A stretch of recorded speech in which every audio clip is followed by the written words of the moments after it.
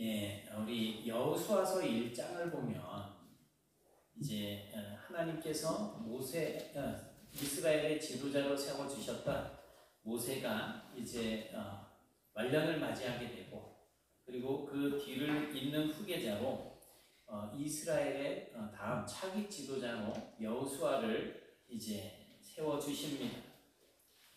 그런데 이제 모세를 통하여 이제 이스라엘의 새로운 지도자가 된 이 여호수아에게 주신 하나님의 첫 번째 교훈은 뭐냐면 우로나 좌로나 치우치지 말라는 거였습니다.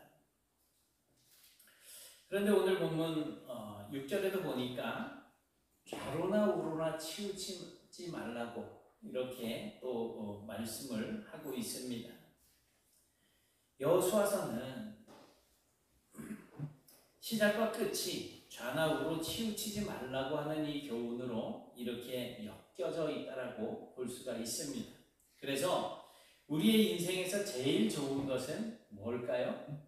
하나님의 말씀을 중심으로 이제 흔들리지 않는 말씀 중심을 가지고 이제 내가 중심을 잡고 서 있는 것입니다. 그러니까 하나님의 말씀이 가라 하면 가는 것이고 하나님의 말씀이 서라 하면 서는 거예요. 하나님의 뜻이 기준이 돼야지 된다는 거죠. 중심을 잡는다라고 하는 것은 쉽게 얘기하면 한쪽 다리를 이렇게 서서 이렇게 흔들리는 거, 이제 똑바로 서는 건 이야기할 수도 있겠지만, 예를 들면 이 사람의 말에 귀가 쫑긋해가지고 이쪽에서 팔랑거리다가 또 이쪽 사람이 이야기하면 이쪽에서 귀가 또 열려가지고 팔랑거리고 이렇게 그냥 중심도 없이 이쪽 저쪽 마음을 홀리는 것이 아니고 똑바로 서라는 거예요. 당신 거기에 대해서 구분을 짓고 아닙니다 이게 맞습니다. 하나님의 말씀이 기준이 돼서 중심을 잡고 똑바로 서라는 것입니다. 그런데 이렇게 중심을 잡고 선다라고 하는 것이 그렇게 쉽지만은 않습니다. 저 어렸을 때 왜 우리 많이 해보셨잖아요. 이래가지고 한쪽 발 들고 눈 감고 이러고 있으면 정말 몇 초 버티기가 쉽지 않아요. 근육이 많이 이렇게 발달이 되어 있는 사람들은 그쪽으로 미세하게 발달이 되어 있는 사람들은 오래 서 있겠지만 그렇지 못한 사람들은 진짜 10초 이상 버티기가 쉽지가 않습니다. 가끔 체조하는 사람들을 보게 되면 이 평균대 위에서 저렇게 껑충껑충 뛰고 제주도 넘고 그러잖아요. 하지만 그렇게 많이 연습을 하고 또 올림픽에까지 출전하는 선수들도 이 평균대에서 비틀거리다 떨어지는 경우가 있어요. 감점의 대상이죠. 왜 그렇습니까? 중심을 잃었을 때 이런 현상이 나타나는 거예요. 우리나라 체조의 이제 남자 중에 대표라고 하면 여홍철 선수를 들 수가 있는데 그 딸이 또 이제 체조를 하잖아요. 근데 여홍철 이제 교수죠. 교수의 딸도 정말 잘해요. 잘하는데 한번 평균대 하다가 막 흔들리고 이래가지고 탈락을 했던 적이 있었어요. 그런데 이렇게 평균대 위에서 저렇게 그냥 잘하기까지 아이들이 바닥에다가 금을 거놓고 이제 중심 잡는 연습을 시작을 합니다. 그러니까 그 줄에서 벗어나지 않는 훈련을 하는 거예요. 그러다가 이제 줄을 이제 이렇게 놓고 또 줄을 밟고 서서 하고, 이제 낮은 평균대 같은 거죠. 이제 낮은 평균대를 놓고 밟고 서서 해요. 그럼 아이들이 겁 없이 그 위를 다니다가 점점 높아지고 그 중에 잘하는 사람들이 이제 선수로 발탁이 되게 되는 겁니다. 그러니까 그 중심을 잡는 훈련의 강도가 처음부터 강한 것은 아니에요. 자꾸 몸에 습득을 시키고 그리고 나서 점점 강도가 높아지게 되는 겁니다. 요즘 우리나라 정치든 경제든 모든 어떤 이런 부분들을 이래 보면 왜 이렇게 정신이 없을까요? 저는 정치에 관해서 이렇게 문외한이에요. 그러니까 정치인이 누군지도 잘 모르고 무슨 내용이 정치적인 내용이 있으면 좀 귀담아 듣고 말씀으로 좀 이래 조명을 좀 하고 해야지 되는데 귀에 들어오질 않아요. 그래서 아예 그냥 관심이 없어요. 그런데 그럼에도 불구하고 정치 쪽에 이제 관심을 두는 거는 저 사람이 옳은 말을 하고 저 사람이 잘못된 말을 하는 것이 아니고 대통령이든 국회의원이든 정말 중심을 잡지 못하니까 중심이 없으니까 나라가 흔들리고 국민들이 흔들리는 거예요. 결국 상처는 누가 받아요? 국민들이 받는 거예요. 저는 그런 게 안타까울 뿐이에요. 그렇다면 정치인들, 대통령이든 국회의원이든 모든 정치하는 사람들의 중심은 뭐가 돼야지 될까요? 국민이 돼야지 됩니다. 내가 여러분들을 위해서 열심히 일하겠습니다 하고 뽑아주십시오 해서 뽑아주고 나면 그냥 자기 당, 자기 기본적인 어떤 생각 이런 것들을 가지고 한단 말이고 자기가 친한 사람들이 주장하는 거를 그냥 편들어주는 거예요. 그게 옳고 그른 것은 다음 문제인 것 같아요. 그래서 요즘도 무슨 법안 해가지고 국회에 상정이 돼 있는데 이제 무너지고 사라진 것들이 많이 있잖아요. 저는 요즘 이제 안타까운 거는 음주운전 해가지고 막 저거 하는 거 있잖아요. 야, 왜 저런 사람들이 저렇게 음주운전을 해서 사람이 죽었는데 고의성이 없다고 그냥 풀어주고 그럴까? 사실은 음주운전 자체가 불법이고 그러면 음주운전 하는 것 때문에 사람이 죽게 됐으니 가중처벌을 해야지 되는데 그냥 인도로 지나가는 사람을 가서 그 차로 그냥 과속해가지고 가서 받아서 사망을 하게 만드는 이러한 죄인인데도 불구하고 그 사람이 그냥 별로 큰 죄가 아닌 것처럼 그렇게 풀려난단 말이에요. 왜 그럴까? 물론 뭐 판사들이 중심이 없다라는 이야기를 하는 것은 아닙니다. 그들은 중심이 있는데 중심을 잘못 잡고 있다는 거예요. 결국에는 대통령이든 모든 정치를 하든 행정적인 이 업무를 관장하는 사람이든 중심을 잡아야지 되는데 그것을 중심을 바로 잡았을 때 모든 국민들이 야 잘했다 정말 정의롭다 이러한 내용들이 나와야지 되고 삶의 모습에서 정말 잘 사는 평화를 유지하면서 사는 그런 모습을 가지도록 그렇게 만들어야 되지 않겠습니까? 정치를 왜 하는 거예요? 우리나라가 잘 살고 국민들이 자유를 누리고 평안하고 행복하게 살기 위해서 그 사람들을 뽑아주는 거 아니에요. 불법을 막고 하는 일들 때문에. 하나님께서는 이스라엘의 새 지도자로 이제 부름받은 이 여호수아에게 좌로나 우로나 치우치지 말라라고 하는 교훈을 주셨습니다. 그리고 여호수아는 그 교훈을 따라서 한평생 중심을 잡고 이제 하나님의 말씀 위에 서서 믿음으로 서서 흔들리지 않고 치우치지 않고 백성을 이제 가나안 땅을 정복하는 일에 그 모든 사명을 감당할 수 있도록 인도했습니다. 여호수아가 백성들을 그렇게 인도해 갈 수 있었던 기준이 바로 하나님의 율법, 하나님의 말씀이었다는 것입니다. 신앙생활을 함에 있어서 어떤 분들은 지나치게 신비한 체험을 중요시 여기는 사람들이 있습니다. 물론 신앙생활을 하면서 기적을 체험할 수도 있죠. 저도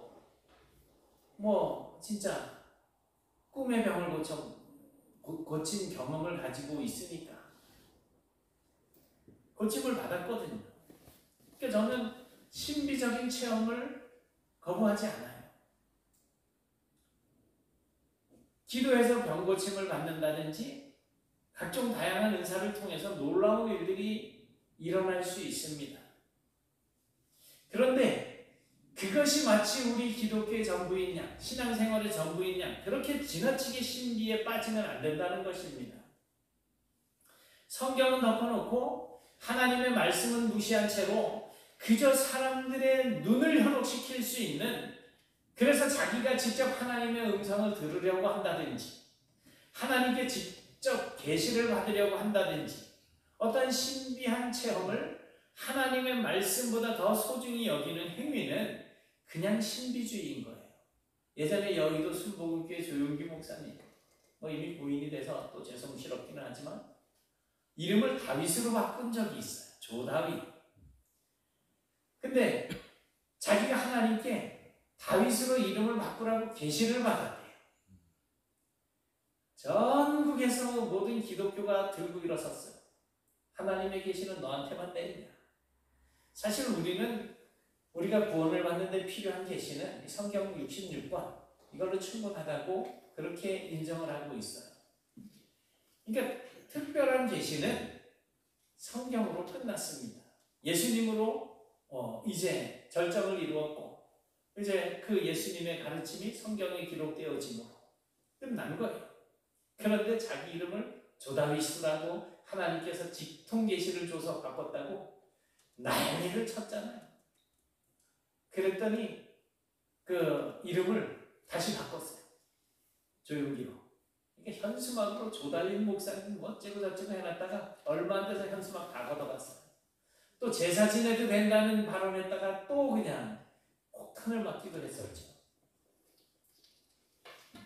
순복음교회가 좀 신비주의적으로 이렇게 이제 가다 보니까 나타날 수 있는 현상입니다. 그런가 하면 이제 신앙생활을 너무 이성적으로 그렇게 그냥 생각하는 나머지 소리쳐서 기도를 하고 병자들을 위해서 기도를 하려고 환자가 이렇게 있는데 그 사람을 위해서 같이 막 통성으로 기도하고 하는 이런 모습들을 보면서 푸닥거리 한다라고 여기는 사람들이 있어요. 근데 기도하는 거는 소리를 질러서 기도할 수 있는 거잖아요. 조용히 할 수도 있는 거예요. 그리고 아픈 사람을 놓고 기도할 수도 있는 부분이에요. 그런데 그것을 마치 나만 이성적이고 냉철한 사람이냐 그렇게 다른 사람들을 어리석은 사람으로 질라진 사람으로 그렇게 판단을 한단 말이죠. 그런데 그것도 또 한쪽으로 치우친 행위입니다. 서울에 우리 안금순 성도님 뇌종양 치료를 받고 있는데 그렇게 이제 방사선 치료를 받고 하면서 뇌 사진을 찍으니까 그냥 뇌가 깨끗하게 이렇게 나왔다 그랬잖아요. 그것을 보고 의사도 깜짝 놀랐다는 거예요. 우리가 기도하고 있지만 또 그 주위에 많은 사람들도 서울에 있으면서도 또 출석하는 교회가 있어요. 그곳에서도 함께 기도하고 그래 지난번에도 통화를 하다 보니까 제천에서도 그래 기도 많이 해줘서 좋은 결과가 있었다. 하나님께서 기도해 주셔서 이렇게 좋아졌다라고 이야기를 한단 말이에요. 이런 어떤 내용들을 보면 저도 말씀드렸잖아요. 제가 꿈을 꾸다가 병이 고쳐졌고 신앙은 과학으로 해석될 수 없는 그런 부분들이 분명히 있습니다. 그러니까 신앙을 과학으로 해석할 수가 없어요. 베레아에 있는 성도들은 그 신앙생활의 기준을 하나님의 말씀에 두고 있는 것을 보게 됩니다. 같이 보실게요. 시작. 베레아에 있는 사람들은 데살로니가에 있는 사람들보다 더 너그러워서 간절한 마음으로 말씀을 받고 이것이 그러한가 하여 날마다 성경을 상고함으로 그 중에 믿는 사람이 많고. 아멘. 베레아에 있는 유대인들이 이제 이쪽에 다른 유대인들이 베레아에 가서 이런 이제 일들이 나타나는 것을 보고 유대주의자들, 율법주의자들 그들이 방해하는 이런 사건들이 있었어요. 그럼에도 불구하고 이들은 하나님의 말씀을 들었을 때 그 말씀을 들을 때 간절한 마음으로 말씀을 받습니다. 그리고 그 말씀이 진짜 그런가 하나님의 말씀을 기준으로 해서 깊이 묵상하고 또 묵상합니다. 그리고 그것이 합치하는 모습들을 보면서 믿는 자들이 많아졌다라는 거예요. 한평생 좌나 우로 치우치지 않고 하나님 중심으로 살면서 백성들을 다스렸던 이 여호수아가 이제 나이가 많아서 늙었대요. 이 빨간 글씨를 기록해 놓은 이유가 뭘까요? 여호수아가 이제 늙어서 죽을 때가 됐다는 것을 알려주고 있는 거예요. 이렇게 나이 많아 늙게 되었을 때에 백성들에게 자신이 받았던 그 하나님의 당부를 백성들에게 다시 유언처럼 재확인을 해주고 있는 그러한 내용이 이제 나옵니다. 죽음을 앞둔 여호수아가 6절에 보니까 그러므로 너희는 크게 힘써 여호와의 율법책에 기록된 것을 다 지켜 행하라 라고 하면서 그것을 떠나서 우로나 좌우로나 치우치지 말아라. 하나님의 말씀대로 살아라 라고 지금 강조하고 있는 겁니다. 그렇다면 여호수아가 백성들에게 전한 교훈은 어떤 것들이 있을까? 첫 번째로 7절에 보니까 우상을 섬기지 말라고 합니다. 너희 중에 남아있는 이 민족들 중에 들어가지 말라. 그들의 신들의 이름을 부르지 말라. 그것들을 가리켜 맹세하지 말라. 또 그것들을 섬겨서 그것들에게 절하지 말라. 이 말씀을 보니까 명령이 지금 몇 가지로 구분되어지고 있어요? 몇 가지? 네 가지. 네 가지. 제가 손가락을 쭉 펴고 있잖아요. 네 가지입니다. 가지 말라, 부르지 말라, 절하지 말라, 맹세하지 말라. 가지 말라는 것은 그 이방 민족들과 섞이지 말라는 거예요. 그들을 가서 전멸시키고 섞이지 말아라. 그리고 그들 땅에 들어가서 살 때 그들이 섬기는 신들의 이름을 부르지 말아라. 그리고 그 우상들을 가리켜서 하나님의 이름으로 맹세하는 것처럼 그렇게 맹세하지 말라는 거예요. 그리고 그 앞에 절하지 말라는 거죠. 타협하지 말라는 거예요. 열왕기상 11장을 보면 솔로몬 왕이 하나님의 말씀을 어기고 이제 우상을 숭배하게 된 원인이 기록이 되어지고 있습니다. 솔로몬이 취한 후궁이 700명이에요. 오전에 우리가 생각했잖아요. 가지고 싶은 거 다 가져보고 누리고 싶은 거 다 누렸는데 부인이 1000명, 네? 후궁이 700명, 또 첩이 300명. 그러면 본처도 있을 거 아니에요. 1000명이 넘는 여인들을 거느리고 사는 거예요. 그런데 문제는 이 여인들의 대부분이 이방 여인들인 거예요. 하나님께서 그에게 지혜를 달라 그래서 지혜를 주셨더니 이 지혜를 잘못 써먹었어요.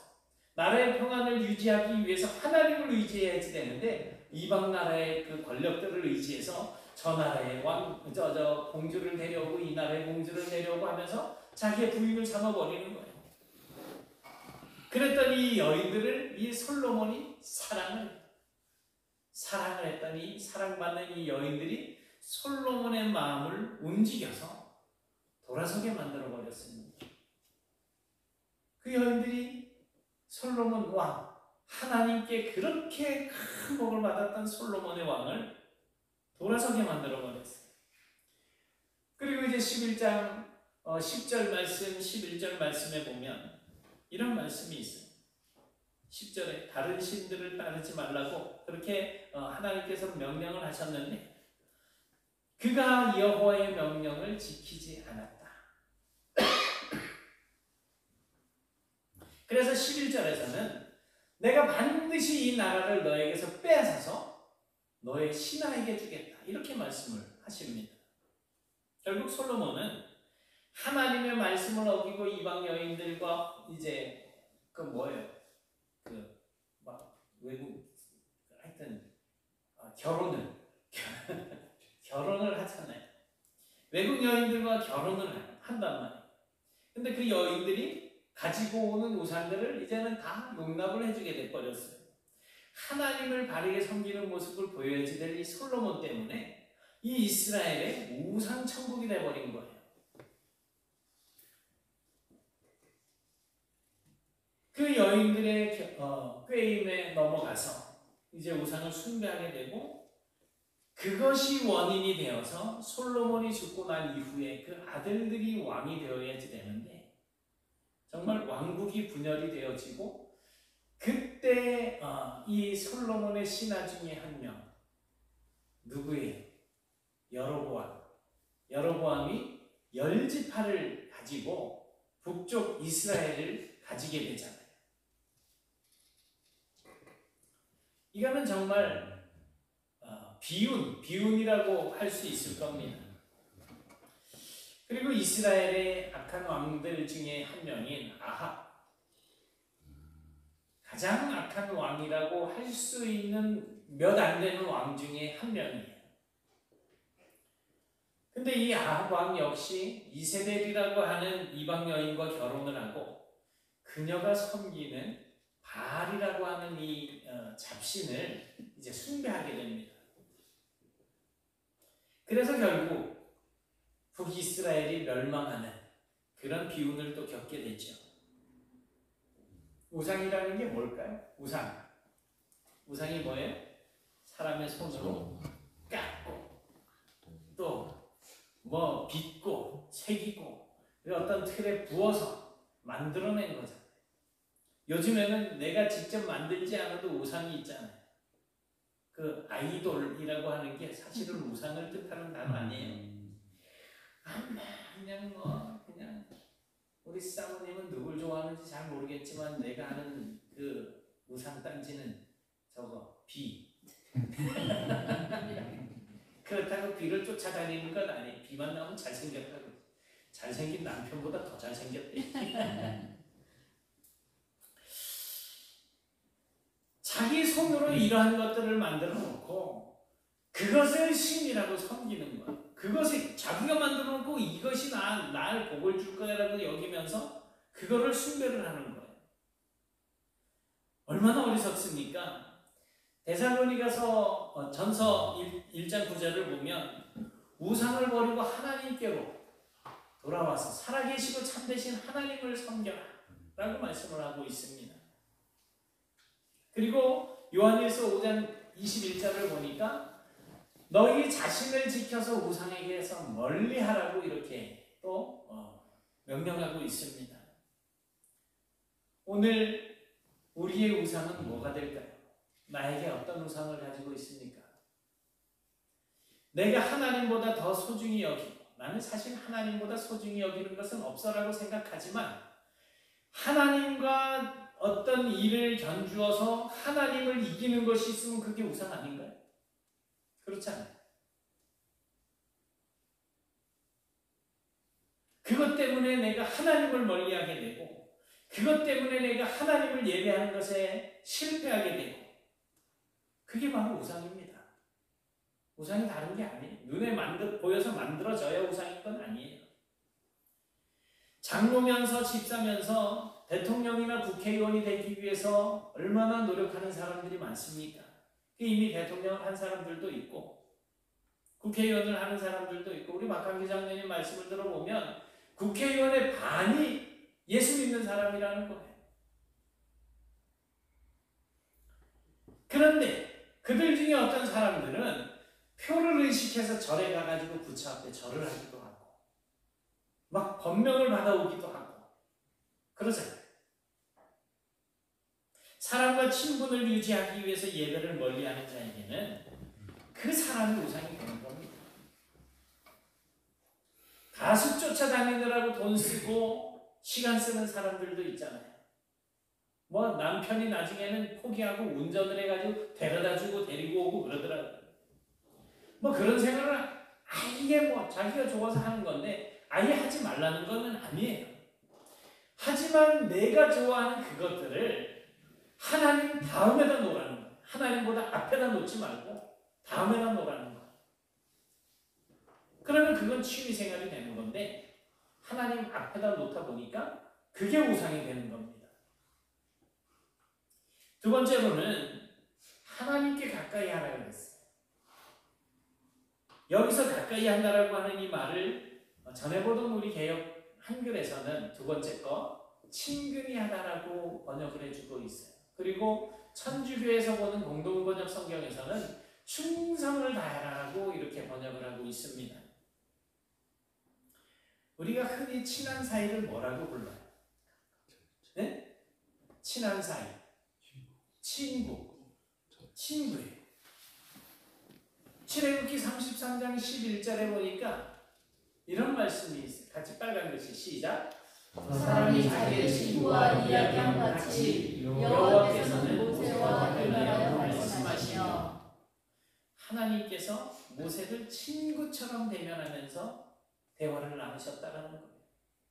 그 다음에 이사야서 41장 8절에 보니까 하나님께서는 야곱을 부르면서 이스라엘을 부르면서 나의 벗 아브라함의 자손아. 그럼 여기는 하나님의 친구가 누구라는 거예요? 아브라함이라. 하나님께서 아브라함을 친구처럼 대해주셨다는 거예요. 왜 이들이 하나님과 이렇게 가까운 친구가 되어 있을까? 왜 그랬을까요? 그들은 하나님을 가까이 하는 사람들이었던 것입니다. 가까이 하는 사람들일수록 사이가 좋아야지 됩니다. 하나님과 나 사이는 간격이 멀어서도 안 되고 거리가 있어서도 안 됩니다. 가지는 나무에 붙어 있어야 수분과 영양을 공급받고 사는 것처럼 우리는 하나님께 붙어 있어야 죽지 않고 하나님의 그 생명을 누리며 살 수가 있잖아요. 그래서 바울은 사도행전 11장 23절에서 뭐라고 말씀하십니까? 굳건한 마음으로 주와 함께 머물러 있으라.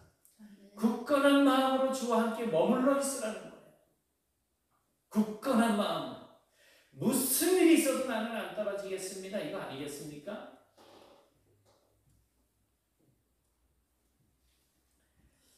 주님은 이 사실을 요한복음 15장에서 보다 심도 있게 말씀을 하고 계십니다. 나를 떠나서는 너희가 아무것도 할 수 없으니라. 우리가 왜 주님께 이렇게 짝 달라붙어 있어야 됩니까? 주님을 떠나서는 우리가 할 수 있는 것이 없어요. 주님을 떠나면 우리는 생명도 누리지 못해요. 또 15장 4절에 보니까 가지가 포도나무에 붙어 있지 않으면 스스로 열매를 맺을 수 없음같이 너희도 내 안에 있지 아니하면 그러하리라. 우리가 주님 안에 있지 못하면 열매를 맺을 수가 없어요. 스스로 열매를 맺을 수가 없어요. 저번에 보니까 체리나무에 열매가 하나 딱 달렸었는데 그거 잔뜩 기대했어요. 올해는 체리를 하나 구경을 해보는가 보다. 근데 며칠 있다가 보니까 체리가 안 보여요. 새벽에 이렇게 찾아보니까 이게 어디 갔지? 아무리 뒤져도 고부금방인데 못 찾겠어요. 누가 따드셨어요? 안 따드셨어요? 그래서 밑에를 뒤져보니까 요맨한 게 진짜 새끼손가락 요 끝에 똑 잘린 것만한 쪼맨한 게 바닥에 떨어져 있더라고요. 근데 저 체리나무가 또 한 2, 3일 전에 보니까 가지가 꺾여가지고 이렇게 이러고 있어요. 제가 어제 이래 보다가 승질나서 그냥 확 부러뜨려가지고 가지를 거기다 탁 걸어놨어요. 지금쯤 아마 바싹 말라 있을걸요? 시들어가지고. 제가 그거를 왜 거기다 걸어놨을까요? 이 가지가 본체에서 끊어지면 이렇게 된다는 것을 이따 가서 보시라고. 혹시 누가 안 갖다 버리셨어요? 열심히 청소하신다고 갖다 버리셨을까 보면 그렇게 되는 거예요. 가지에 붙어 있어야 됩니다. 죽게 붙어 있으면 되고 붙어 있지 않으면 되는 게 없다는 거예요. 그렇다면 우리가 하나님과 어느 정도로 친해야지 됩니까? 어느 정도로 친해져야지 될까요? 여기에 답이 있어요. 어느 정도로 친해야지 될까요? 가지가 포도나무에 붙어 있으래요. 우리는 하나님과 짝달러 붙어 있어야지 돼요. 하나님을 오늘은 누구한테? 우리 신정순 집사님, 박 권사님하고 데이트를 하시다 결혼을 하셨어요? 만나자마자 결혼하셨어요? 데이트로 하다가 결혼했습니다. 근데 데이트할 때 뭐 보고 싶고 그런 게 있었어요? 예. 정말 그래요? 예. 유재선 집사님도 그래? 네. 유문선 집사님 없으니까 솔직하게 얘기하셔요. 보고 싶고 그랬었어요? 그럼요. 어머? 진짠가? 목사님은 안 하세요. 대답을 저한테 물으신 거예요? 저는 뭐 그냥 맨날 전화하고 할 말이 없으니까 전화해가지고 오늘 점심 반찬 뭐 먹었어요? 이런 거 묻고 그랬어요. 네? 다 똑같죠. 다 그랬어요? 그럼. 권사님도 그랬어요? 그럼. 진짜로? 그럼. 권사님이 보고 싶어 했다는 거죠? 네. 다 들으셨죠? 나중에 딴소리 하지 맙시다. 권사님이 장로님을 사랑해서 결혼한 걸로.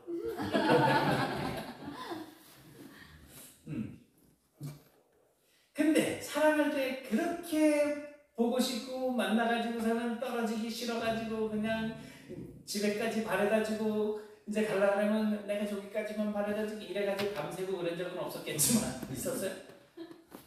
없었겠지만 어떻게 해서든지 그냥 붙어있고 싶어 하잖아요. 오늘 새벽에 두 분 나오셨더라고요. 그렇게 하나님을 사랑하십니까? 사랑하셔요 하나님? 사랑하셔요? 왜 대답을 제대로 안 하지? 사랑하셔요? 네. 근데 왜 하나님을 그렇게 가까이 하지 않으시는 거예요? 하셔야죠. 나는 잠이 더 소중하니까?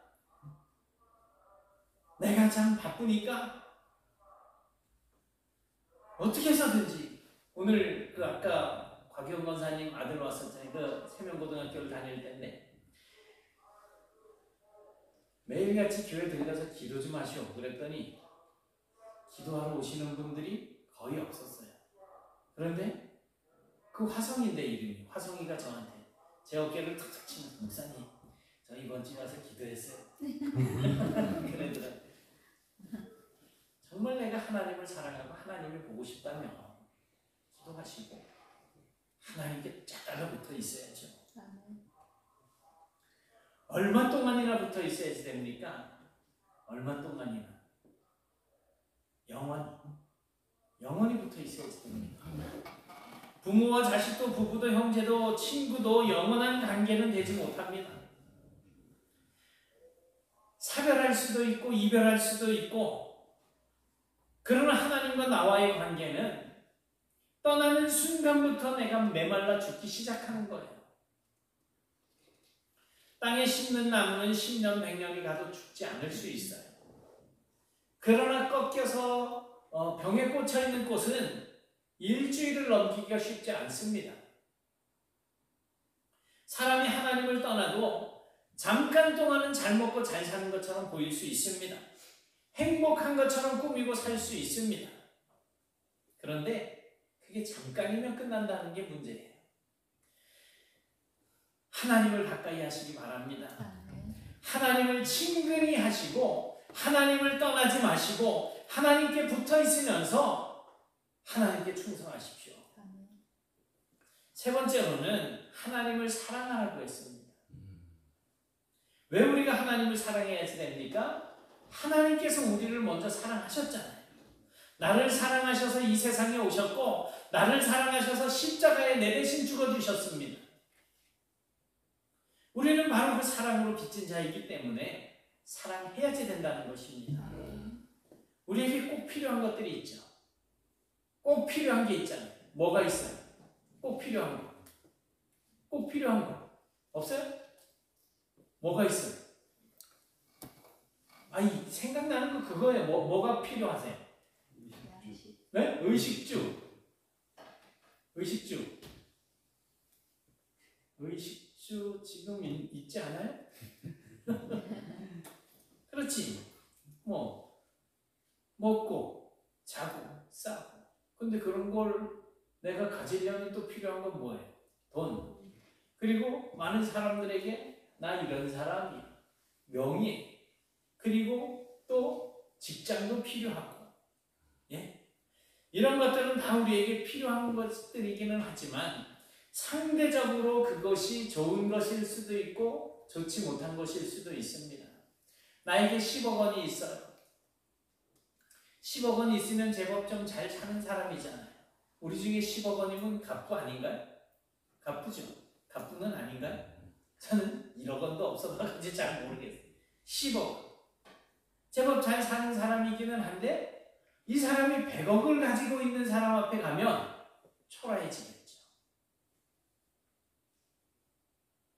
그것은 명예도 마찬가지. 더 큰 명예를 가지고 있는 사람 앞에 가면 초라해집니다. 직장도 내가 가지고 있는 직장보다 더 좋은 직장을 가지고 있는 사람 앞에 가면 초라해집니다. 그러니까 지금 우리가 필요하다라고 생각하는 그런 것들은 상대적인 거라는, 상대적인 가치를 가지고 있는 것입니다. 있으면 좋고 많으면 더 좋고 얼마든지 바뀔 수 있습니다. 그러나 절대적으로 대체할 수 없는 것이 있습니다. 그게 뭘까요? 하나님의 사랑입니다. 그래서 하나님의 사랑은 절대적인 것입니다. 그래서 하나님을 떠나고, 그래서 하나님의 사랑이 우리에게 없다면 우리의 죽고 사는 문제가 달리게 되는 거예요. 무엇으로 대신할 수 있는 것이 없습니다. 예전보다 지금 사는 것이 더 힘드십니까? 속이 상해서 견딜 수가 없으십니까? 믿었던 사람에게 배신을 당하고 차라리 죽어버렸으면 좋겠다라고 하는 생각이 들기도 하십니까? 예수님을 만나십시오. 그 예수님을 사랑하십시오. 그분은 나를 위해서 십자가에 죽어주셨고 나를 살리기 위해서 피를 흘려주신 분이십니다. 이보다 더 의지할 것이 어디 있겠어요? 예수님께서는 왜 우리를 위해서 죽으셨습니까? 왜 갈보리에서 그 십자가를 지셨습니까? 왜요? 우리를 사랑하시기 때문입니다. 이제 예수님의 그 사랑을 믿고 예수를 사랑하고 이웃을 사랑하는 삶을 사는 성도가 되시길 바랍니다. 그리고 그 사랑을 배신하지 마십시오. 하나님을 대신하는 우상을 버리고 하나님을 가까이 하고 하나님을 사랑하면서 하나님과 함께 살게 되면 9절에서 말씀하십니다. 뭐라고 말씀합니까? 너희에게 맞선 자가 없다. 너희에게 맞선 자가 하나도 없느니라. 10절에서 말씀하십니다. 여호와 그가 너희를 위해서 싸우심이라. 누구를 위해서 싸운다고요? 나를 위해서 싸우신다. 나에게 맞선 자가 없게 된다는 거예요. 또 여호수아서 24장 23절에서 말씀하십니다. 그러니 어떻게 하라는 거예요? 너희의 마음을 이스라엘의 하나님 여호와께로 향해라. 우리가 좌로우로 치우치지 않으려면 우리 안에 하나님의 말씀을 기준으로 해서 하나님 중심의 삶을 살아야지 됩니다. 좌로 가도 안 되고 우로 가도 안 되고 하나님의 말씀을 따라서 하나님을 향해서 가야지 됩니다. 모쪼록 어디로 가야 할지 무엇을 해야 할지 알 수 없어서 갈팡질팡하는 세상 사람들이 중심을 잡고 살게 되는 그 역사, 먼저 모든 우상을 버리고 하나님을 가까이 하며 하나님을 사랑하는 저와 여러분들을 통해서 나타나게 될 수 있기를, 또 하나님과 더불어서 세상의 중심에서 믿음으로 사는 저와 여러분들을 통해서 이루어지게 될 수 있기를 주님의 이름으로 축원합니다. 아멘. 사랑의 하나님 고맙습니다. 정말 세상이 어지럽고 혼란스럽습니다. 자연재해도 전쟁도 또 여러 가지 물질적인 문제도 건강의 문제도 정말 저희들이 괴롭고 힘든 상황입니다. 나라는 정치적으로 얼마나 혼란스러운지, 국민들은 의견이 나뉘어서 얼마나 의견이 분분하며 다툼이 일어나고 있는지 모릅니다.